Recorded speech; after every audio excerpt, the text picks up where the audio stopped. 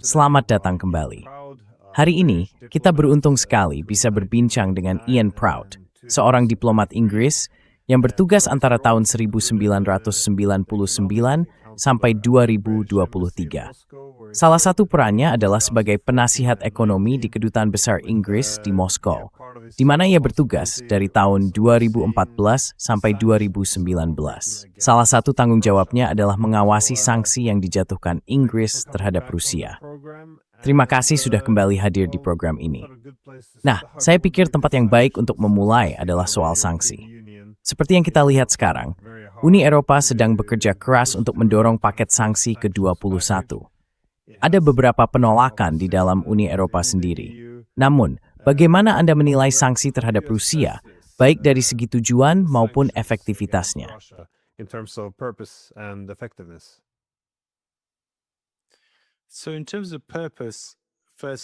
Jadi kalau bicara soal tujuannya, pertama-tama, sanksi dari Inggris dan Eropa yang dimulai dari titik yang sama pada tahun 2014, katanya punya tujuan yang sama, yaitu membuat Rusia menghentikan kegiatannya di Ukraina. Bagaimanapun cara menggambarkannya, bagi pihak Eropa dan Inggris itu berarti mengakhiri perang, dan bisa diasumsikan juga menarik diri dari Ukraina. Tapi sanksi itu sudah berlaku selama 12 tahun. Dan kalau memang itu tujuannya, kita harus berisna apakah sudut berhasil atau belum. Jelas belum, setelah duel Spenterfjolsel. Mungkin terain and hapt tujuan itu tidak bermisfind de konselangannya.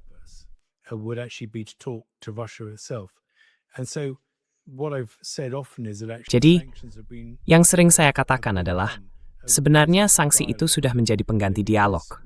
Karena kita tidak mau melakukan negosiasi diplomatik dengan Rusia, kita tidak mau berbicara dengan Rusia, maka kita punya sanksi.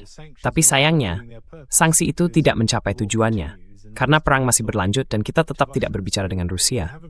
Jadi, dari sisi tujuan strategis, sanksi itu belum efektif.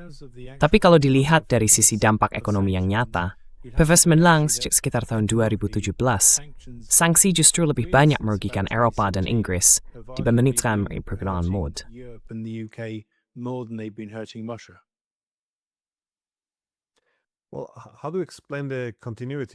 Jadi bagaimana Anda menjelaskan keberlanjutan ini? Maksud saya, ini sudah paket yang ke-21. Pada titik tertentu, orang pasti bertanya-tanya, apa gunanya? Kalau mereka memang punya sesuatu yang benar-benar efektif untuk dijatuhkan sebagai sanksi, seharusnya itu sudah dilakukan di 20 paket pertama. Tapi apakah ini karena tidak ada alat lain yang bisa dipakai? Atau karena enggan berbicara dengan pihak lawan? Atau kenapa terus saja memperkeras sikap intervenis darwini?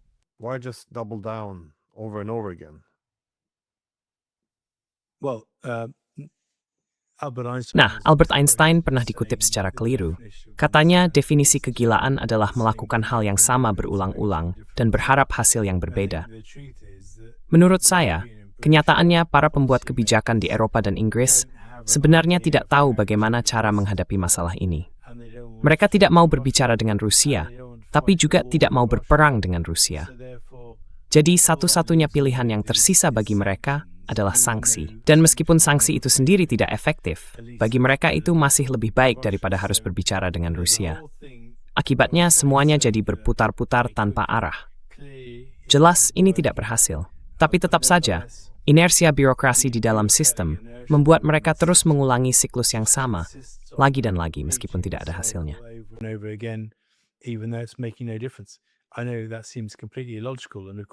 Saya tahu itu terdengar benar-benar tidak masuk akal, dan memang tidak masuk akal. Tapi intinya adalah, Barat sama sekali kehabisan ide tentang bagaimana mengakhiri perang ini. Dan tentu saja, semakin lama perang berlangsung, semakin sulit bagi mereka untuk mengakhirinya. Karena begitu perang berakhir, upaya mereka akan terlihat gagal. Tadi Anda menyebut paket sanksi yang ke-21. Sebenarnya, itu hanya paket sanksi ke-21 sejak perang dimulai. Faktanya, sudah ada jauh lebih banyak paket sanksi yang diberlakukan sejak tahun 2014. Dan sejauh ini, tidak pernah benar-benar terlihat bahwa mereka akan berhasil meyakinkan Rusia untuk mundur dari pembelaannya terhadap apa yang dianggapnya sebagai kepentingan strategis utama di Ukraina. core strategic interests in Ukraine. Jadi, masalah utama di sini adalah ketidakmauan untuk berbicara dengan Rusia. Dan sekali lagi, ini benar-benar menunjukkan runtuhnya diplomasi. Karena seperti yang kita tahu, ada banyak bukti yang menunjukkan bahwa bahkan kalau kedua pihak hanya melakukan pembicaraan dasar saja, itu sudah bisa meningkatkan peluang untuk mencapai perdamaian. Artinya, kita bisa lebih memahami apa yang diinginkan lawan, apa kekhawatiran keamanannya, dan di mana mungkin ada ruang untuk kompromi. Selain itu, ekspektasinya juga jadi lebih realistis. Kita melihat lawan kita sebagai manusia. Bagaimana bisa setelah 4,5 tahun masih memboikot diplomasi?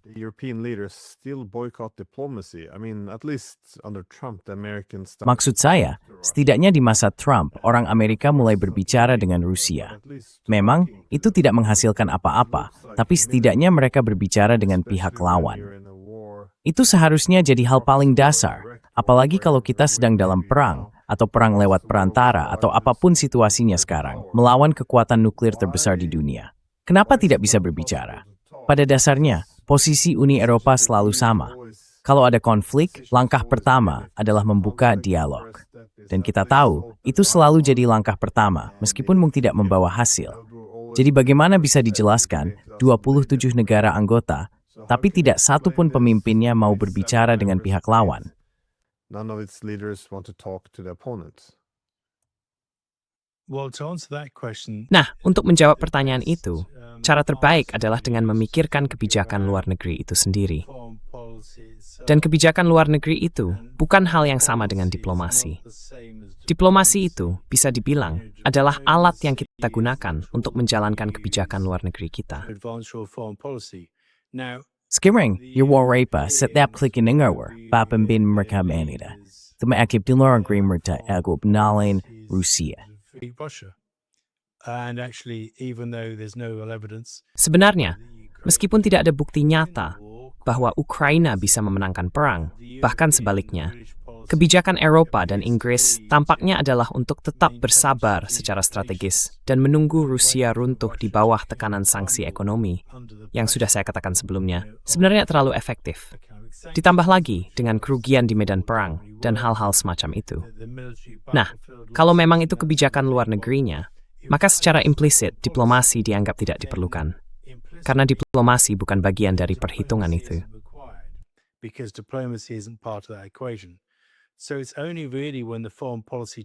Jadi, sebenarnya diplomasi baru akan muncul kalau kebijakan luar negerinya berubah. Kebijakan luar negeri seharusnya berfokus pada satu hal, bagaimana kita bisa memastikan perdamaian di Ukraina. Itu baru kebijakan luar negeri yang rasional. Pertanyaannya adalah, apa cara terbaik, tercepat, dan paling sedikit menimbulkan penderitaan bagi Ukraina untuk mengakhiri perang yang menghancurkan ini?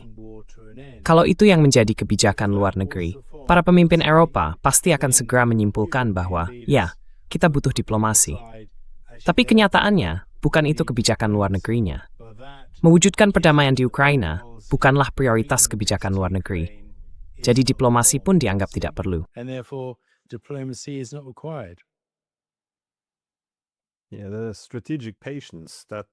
Ya, istilah kesabaran strategis itu, saya ingat pernah dipakai oleh Boris Johnson pada tahun 2022 setelah dia menggagalkan perjanjian damai Istanbul.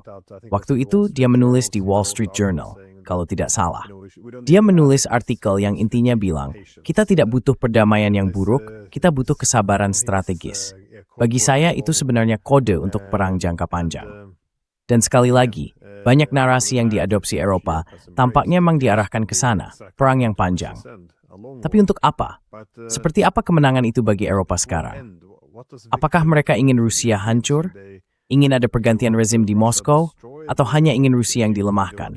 Atau mereka ingin Ukraina menjadi proksi yang kuat? Apa sebenarnya tujuan mereka?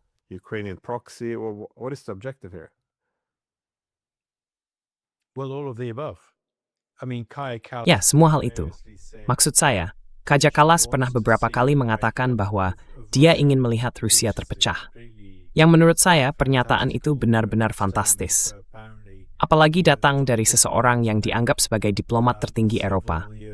Beberapa pemimpin Eropa lain juga mengatakan hal serupa, termasuk Alexander Stubb, bahwa mereka ingin melihat Rusia dilemahkan. Ada juga beberapa pemimpin Eropa yang bilang, perang ini tidak akan benar-benar berakhir sampai Putin pergi dan rezimnya digulingkan. Jadi, kalau kita lihat secara keseluruhan, memang ada pandangan seperti itu. Tapi, pertanyaannya kemudian, apakah itu mungkin? Apakah realistis mengharapkan Rusia akan terpecah menjadi beberapa bagian? Seperti yang Anda bilang, ini adalah negara dengan kekuatan nuklir terbesar di dunia. Dan saya sendiri pernah tinggal di Rusia selama 4,5 tahun. And I've lived in Russia for 4.5 years, and it is an incredibly complex. Negara itu luar biasa kompleks dan beragam, dengan cara yang sebenarnya sulit dipahami oleh kebanyakan orang yang belum pernah ke Rusia.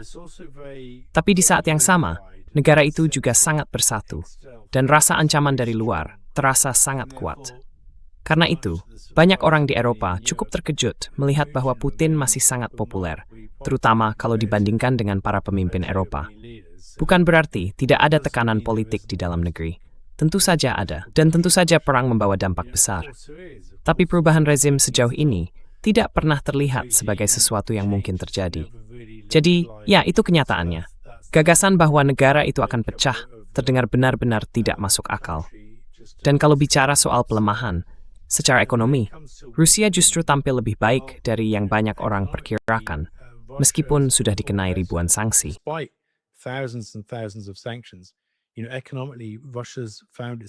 Secara ekonomi, Rusia sekarang ada di posisi yang jauh lebih tangguh dibandingkan sebagian besar Eropa dan Inggris. Itu hasil dari kira-kira 12 tahun menghadapi berbagai tantangan dan perubahan geoekonomi yang rumit. Bukan cuma karena sanksi, tapi juga karena fluktuasi harga minyak dan dampak COVID. Banyak orang nggak sadar kalau Rusia punya tim kebijakan makroekonomi yang sangat kompeten, Gubernur Bank Sentral yang benar-benar kuat, dan Menteri Keuangan yang sudah menjabat sejak tahun 2014. Banyak yang mengira Rusia dipimpin oleh orang-orang yang nggak tahu cara mengelola ekonomi. Padahal, di Inggris dan negara-negara Eropa, kita justru sering lihat menteri datang dan pergi.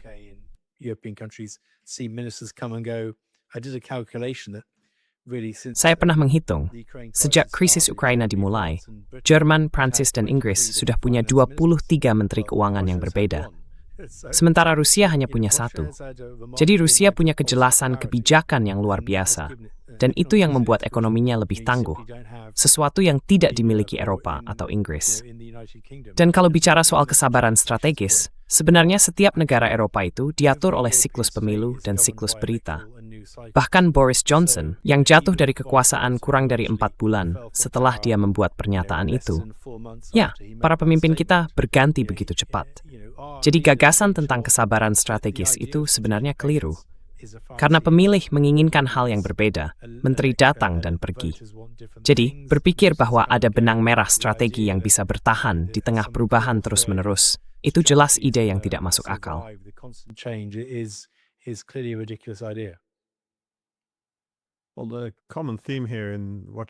Jadi tema yang muncul dari apa yang Anda katakan ini adalah harapan akan perubahan rezim di Moskow. Dan memang, pada tahun 2022, setelah Amerika Serikat dan Inggris kembali menggagalkan perjanjian Istanbul, kita melihat banyak komentar muncul, bukan hanya dari Amerika, tapi juga dari Inggris, yang menyiratkan bahwa satu-satunya hasil yang bisa diterima adalah perubahan rezim di Moskow.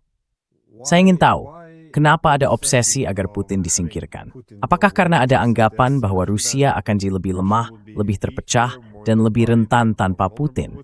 Atau karena kalau Putin pergi, akan muncul sosok lain seperti Yeltsin yang pro-Barat, seseorang yang siap memberi konsesi sepihak karena keinginan kuat untuk menjadi bagian dari dunia politik Barat?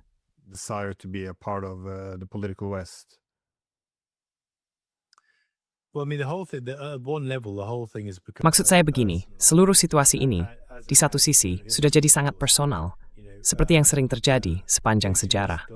Kita tahu, Putin digambarkan sebagai Goliath, dan Zelensky sebagai sosok Daud. Dan memang, kita selalu butuh tokoh pahlawan dan juga tokoh jahat. Sekarang, Putin adalah tokoh jahat itu. Tapi sebenarnya, belum tentu kalau Putin digantikan orang lain, kita akan lebih menyukainya. Lagi pula, kita sama sekali nggak bisa mengendalikan siapa yang mungkin menggantikan Putin kalau dia lengser. Malah, kemungkinan yang lebih besar justru orang yang lebih tidak disukai Barat yang akan naik ke tampuk kekuasaan. Jadi pertanyaannya, kenapa kita terus memaksakan hal ini?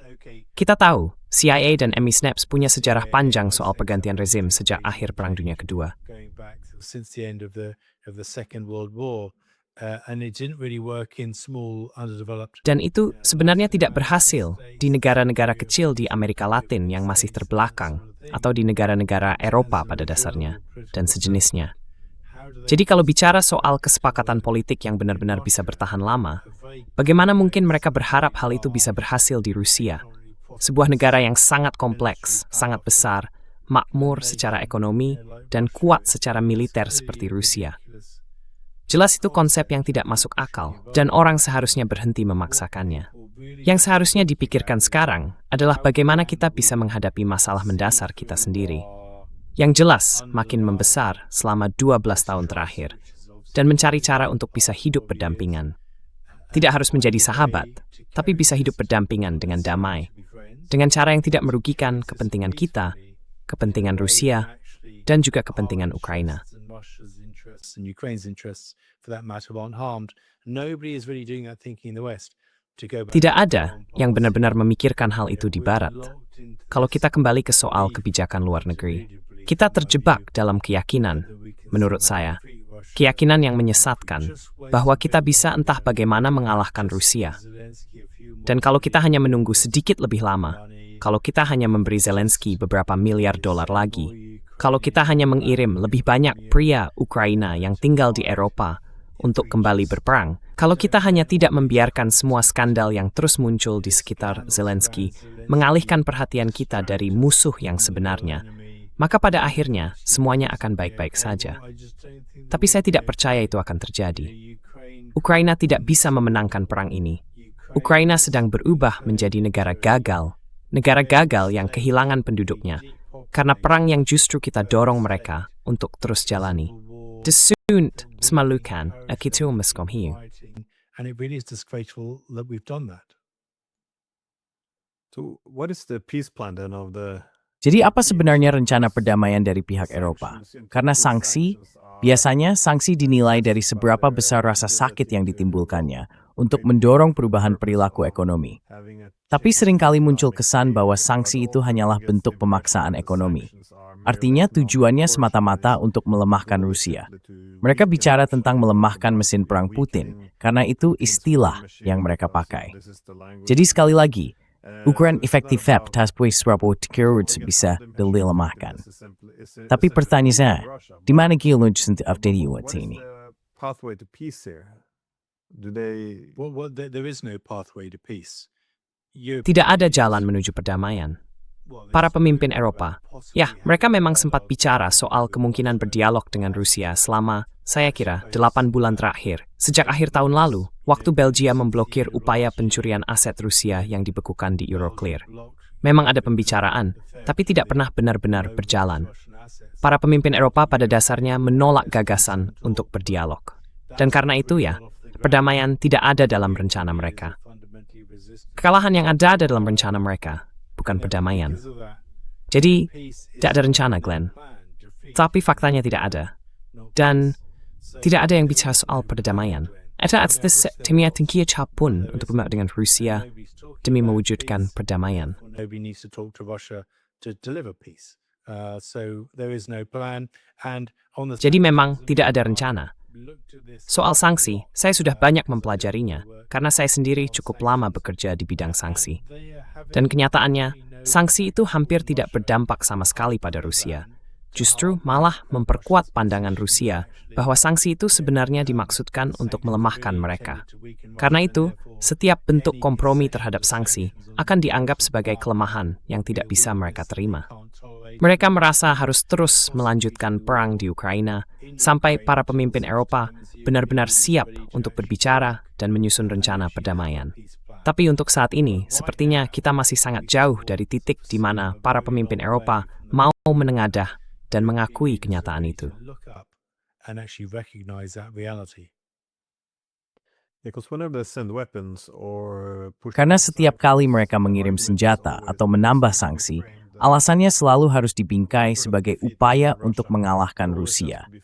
Selalu harus disampaikan dengan bahasa yang terdengar damai. Jadi katanya, tujuannya untuk menekan Rusia agar mau duduk di meja perundingan. Tapi lagi-lagi, itu terdengar seperti argumen yang menyesatkan. Karena Rusia sebenarnya sudah ada di meja perundingan. Mereka bersedia berbicara dengan pihak Eropa. Mereka ingin membahas arsitektur keamanan Eropa atau ketiadaannya yang justru memicu perang ini. Tapi justru pihak Eropa yang tidak datang ke meja perundingan. Jadi argumen itu terasa aneh. Tapi saya ingin bertanya, menurut Anda, bagaimana perang ini akan berakhir? Kita memang tidak punya bola kristal. Saya tahu ada banyak sekali faktor yang memengaruhi. Tapi ke arah mana sebenarnya kita sedang berjalan? What direction are we taking? I mean, the big variable is Variabel besar di sini adalah seberapa kuat ketahanan Putin untuk mengambil langkah yang bisa sangat meningkatkan eskalasi di pihak NATO, terutama kalau sampai menyerang NATO. Saya pribadi tidak pernah benar-benar berpikir bahwa itu sesuatu yang ingin dia lakukan. Karena menurut saya, dalam jangka panjang, dia masih berharap akan ada semacam hubungan tertentu dengan Eropa, bagaimanapun bentuknya. Tapi saya memang melihat ada potensi besar untuk eskalasi dalam jangka pendek.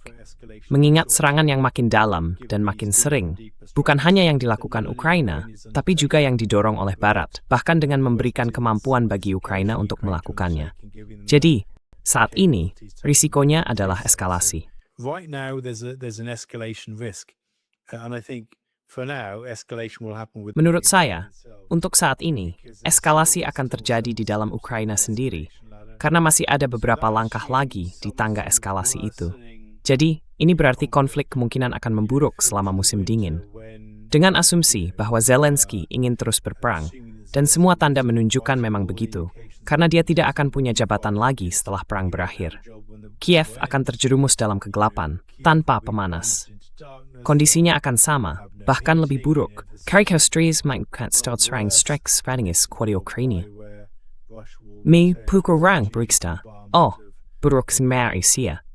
And two, Dakarita to price strength for. Russia's so terrible, and therefore we need to give Ukraine more money. The war will carry on. So I think the war will go on. Perang ini akan terus berlanjut. Saya pikir perang ini masih akan berlangsung sampai tahun depan. Saya sudah mengatakan hal itu sebenarnya sudah beberapa bulan terakhir.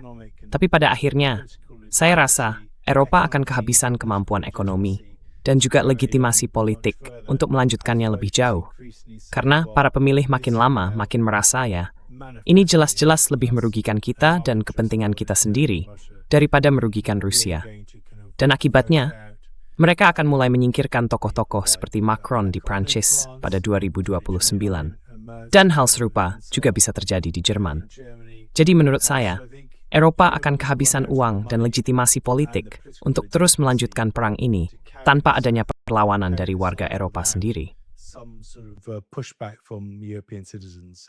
So I think Europe will have to fold. Menurut saya, Eropa pada akhirnya akan menyerah, akan mencari jalan damai, tapi proses itu bakal sangat menyakitkan. Karena selama ini mereka selalu bilang bahwa mereka akan menang, dan faktanya mereka belum menang.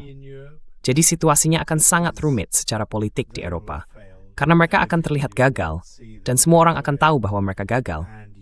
Orang-orang Ukraina juga akan merasa kecewa dan dikhianati oleh proses ini. Sementara itu, Rusia akan mengulurkan cabang zaitun, tanda perdamaian.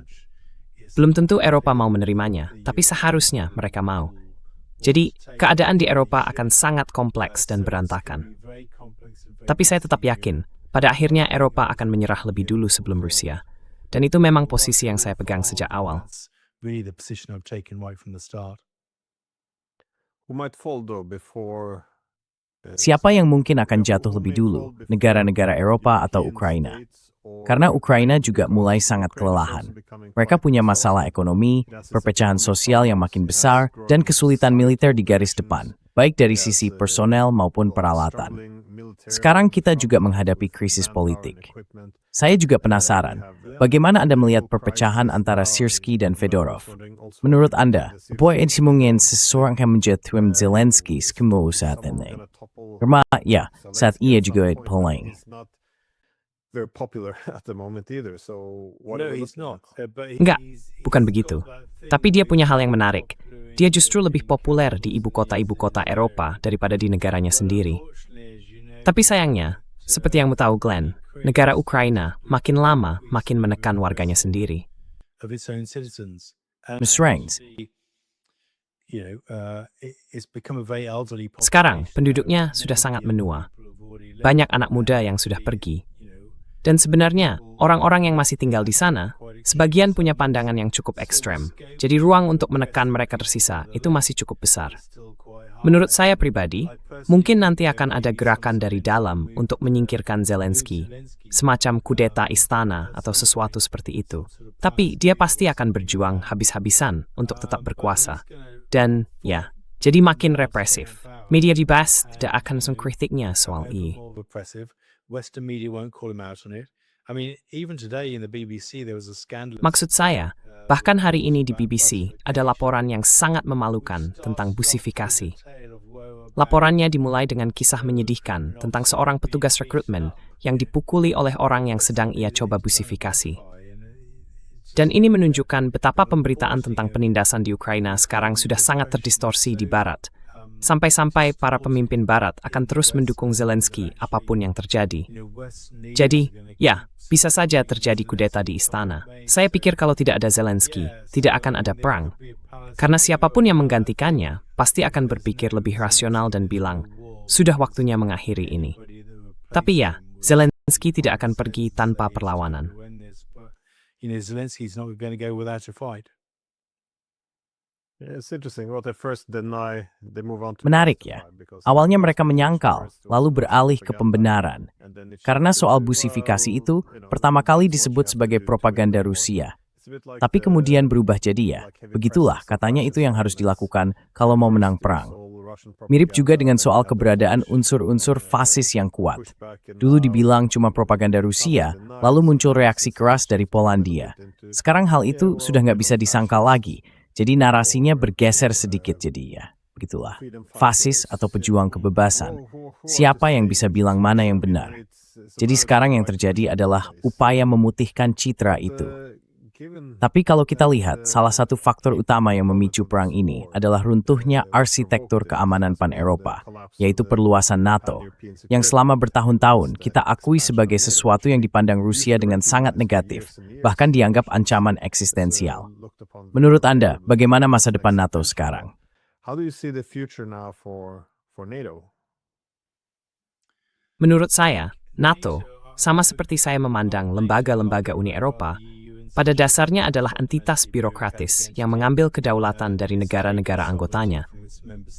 Dan pada akhirnya, ia punya kehidupan birokratis internal sendiri, dengan dorongan untuk terus ada dan untuk memperluas kekuasaan. Persis seperti, masalahnya di Eropa adalah, orang tidak memikirkan NATO dengan cara yang sama seperti mereka memandang Uni Eropa.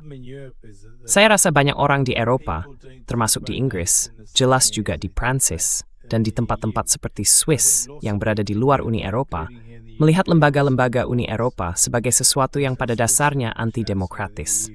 Dan saya memang percaya begitu, karena lembaga-lembaga itu sudah mengambil terlalu banyak kekuasaan.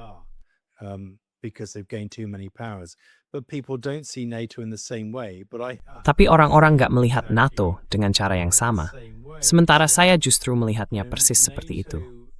Jadi begini, NATO, saya nggak melihat ada skenario di mana NATO akan berhenti ada. Organisasi ini punya kekuatan pengaruh yang terlalu besar. Amerika terlalu banyak berinvestasi di dalamnya. Mereka juga mendapat banyak keuntungan darinya, bahkan ketika perhatian mereka mulai beralih ke kawasan Asia Pasifik. Menurut saya, kekuatan NATO akan melemah seiring waktu, terutama kalau seluruh petualangan di Ukraina itu ternyata berakhir dengan kegagalan besar. Itu pasti akan melemahkan NATO. Tapi saya nggak melihat NATO akan benar-benar hilang. Saya melihat baik lembaga-lembaga Uni Eropa maupun NATO sedang memasuki masa penurunan yang dikelola, bukan kehancuran total.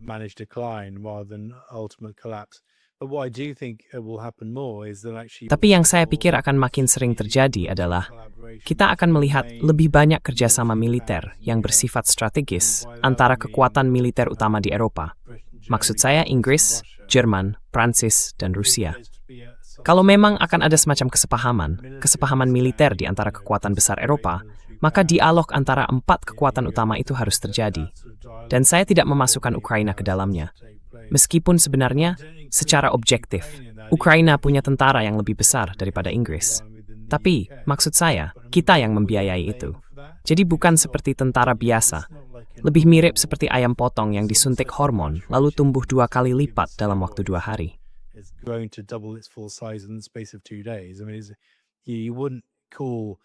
Maksud saya begini, kita nggak bisa menyebut Ukraina sebagai kekuatan militer besar. Negara itu nggak punya basis ekonomi atau industri yang kuat, juga nggak punya kepadatan penduduk yang tinggi. Dan sebenarnya, tentaranya sebagian besar terdiri dari wajib militer. Jadi menurut saya, 4 kekuatan militer utama perlu berkumpul dan membentuk semacam forum dialog di luar payung NATO untuk mulai mengatur keamanan sebagai langkah awal. Mungkin dari situ, bisa muncul pemahaman yang lebih luas atau kesepakatan yang lebih besar tentang keamanan di tingkat pan-Eropa dan pan-Eurasia di masa depan. Saya berharap itu bisa terjadi.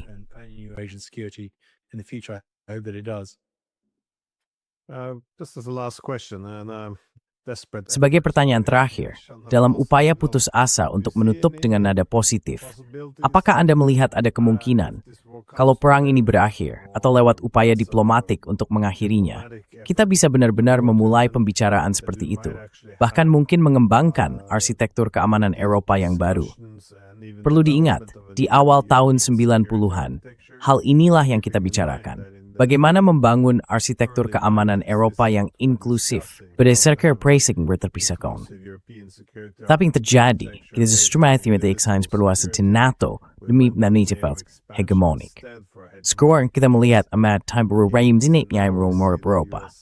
Reducing its interest in Europe, NATO seem to have NATO sepertinya sudah melewati masa kejayaannya. Tujuan barunya yang disebut keluar dari wilayah atau keluar dari bisnis juga tampak mulai kehilangan legitimasi.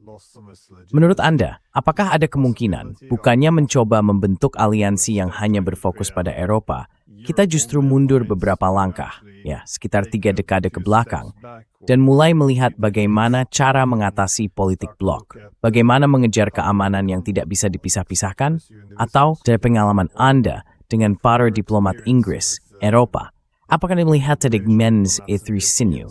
Do you see any appetite of the sort? Menurut saya, anggapan bahwa NATO yang benar-benar membawa keamanan bagi Eropa setelah Perang Dunia Kedua itu agak berlebihan. Tentu saja, NATO berperan penting selama Perang Dingin. Tapi menurut saya, hal yang benar-benar mengubah keadaan adalah terbukanya perbatasan antar negara di Eropa. Eropa dulu adalah benua yang selama berabad-abad dipenuhi perang antar negara. Dan yang saya maksud dengan perubahan itu bukan hanya soal kebebasan bergerak atau hal-hal semacam itu, tapi lebih pada tingkat sosial, budaya, dan ekonomi, di mana orang-orang mulai saling hubung dan bekerjasama.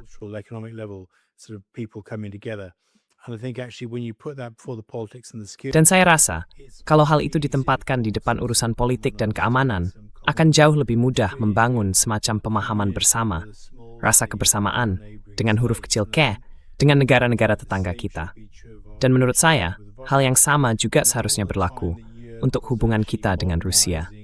Selama Eropa sedang memodernisasi diri dan tumbuh secara ekonomi, meskipun waktunya agak berbeda, Rusia juga melakukan hal yang sama. Warga Rusia menginginkan hal yang sama seperti yang diinginkan warga Eropa. Saya pikir yang benar-benar perlu kita mulai adalah membuka hubungan dan koneksi antar masyarakat secara langsung.